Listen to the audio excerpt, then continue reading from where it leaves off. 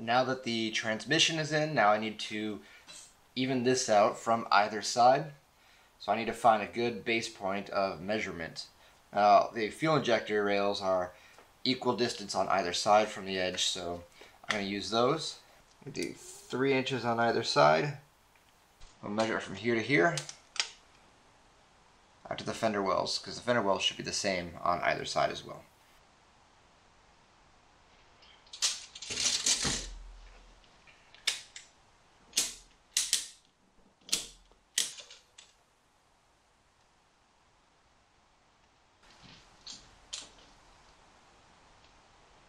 Okay, so got this exactly centered here, and it's pretty solid. So now I should be able to adjust that rear end and make sure the engine is at a proper angle, transmission's at a proper angle, and it should be ready to tack weld. Okay, so the goal is to make this angle the same as the transmission angle. So it looks like we're sitting just about 4 degrees pointing up. So I want to make sure the transmission is 4 degrees pointing down. So it looks like the transmission is 5 degrees down. So we want to drop the front of the engine ever so slightly just to pivot this up just one little tiny baby bit. So let's jump do that real quick. Alright, how does that look there? And there we go. Looks like everything should be all lined up. Gotta do one more run through, make sure nothing's touching on either side of the transmission, engine, everything. But yeah, theoretically everything should be all set up and aligned. So a little part of an issue we got is the clearance in here is not very good.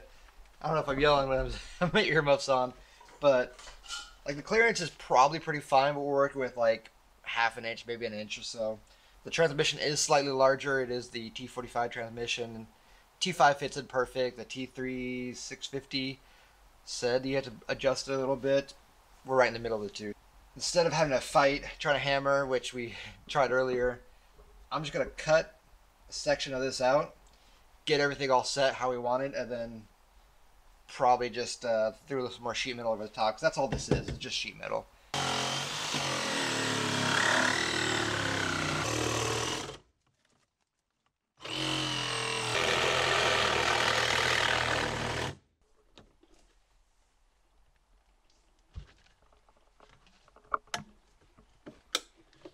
Kind of get the transmission down and in and sitting where we want it. So try and get this guy back in and see how it fits. And this is what happens if you don't wear gloves and you're smacking on the underside of a '66 Mustang. You know, you're up to date on your tetanus shot, right? Yep. Hopefully. Okay, so I got the engine mocked up for the mounts. Everything's tacked in there. Transmission is mounted up to the transmission cross member underneath. So this engine should be exactly where I want it, basically for the rest of this car's life. So now I just need to take care of this, where I need to bring transmission tunnel up and over the transmission here. I can't do it while the transmission's out because I need to know how far up it bumps without actually touching it. I just need to cut a piece of metal to go from here to here and then here to here, and then I'll do one more piece of metal that goes all the way around the turret.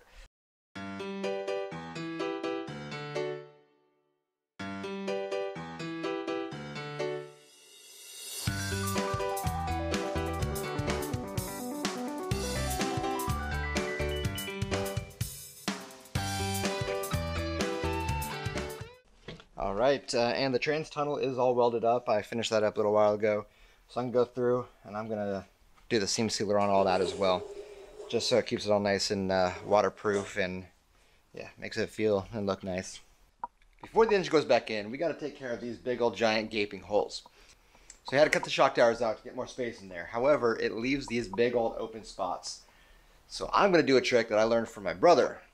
If you guys already haven't seen it, I'm going to link that right here for you. It's called No Bolts Left Behind, where he's building an awesome 1970s Challenger with a current Hemi. Kind of the same type of process that I'm doing, but you know, I'm doing the Ford version. Definitely check that out. I'll link that to you guys. Making stencils out of here instead of just kind of like cutting and, you know, make it work. Making a stencil with a cardboard. So I'm going to jump to that right now and kind of show you guys that process. So I did kind of get started already.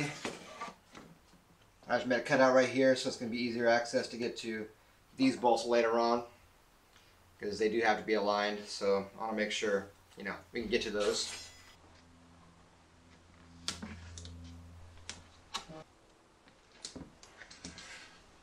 This doesn't have to really hold it up very much, just enough to get it, you know, straight.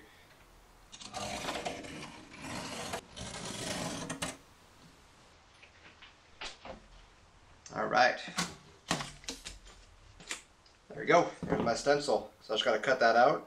What I am going to do is I'm going to bring it out just a tiny bit. I don't want the exact same, but just enough that I put it up against there. Hopefully cover up all these holes.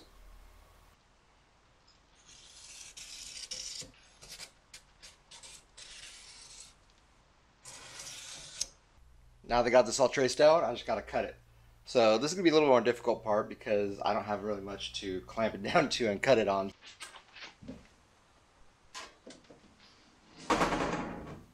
Alright, if I don't say so myself, that turned out real well.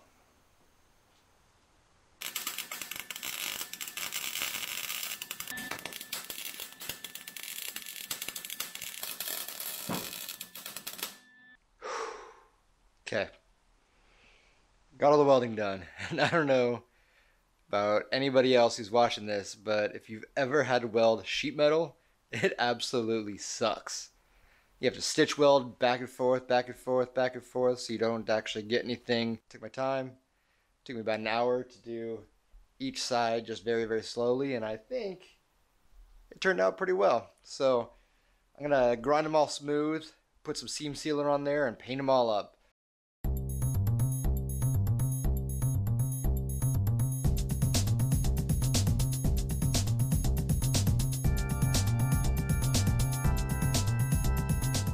So I let the seam sealer dry overnight, and I gotta say, it is looking really good right now. It's nice and flush, nice and smooth, and I'm pretty sure once I paint it, it's gonna look so good. So that's where I'm at right now. As you see, I got everything taped off right now, so it is ready to start painting, and I'm gonna jump right on that.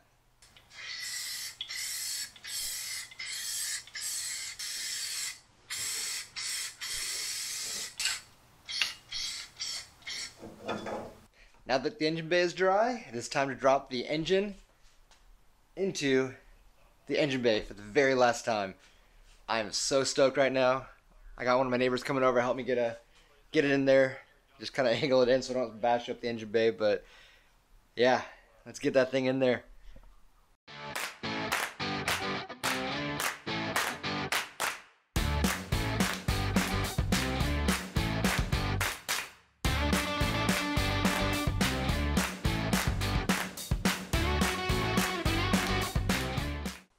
Slight issue.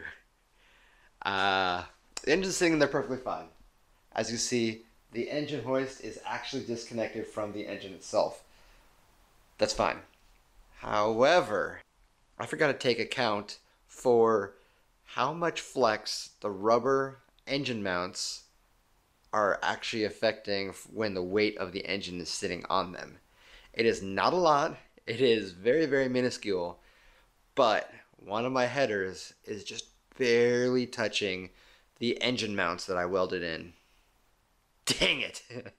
I totally forgot that would sag. So now it is mark off where it's hitting, lift the engine up a little bit, dent it in, give it a little more clearancing. Throw a little BFH on there and make it work. So.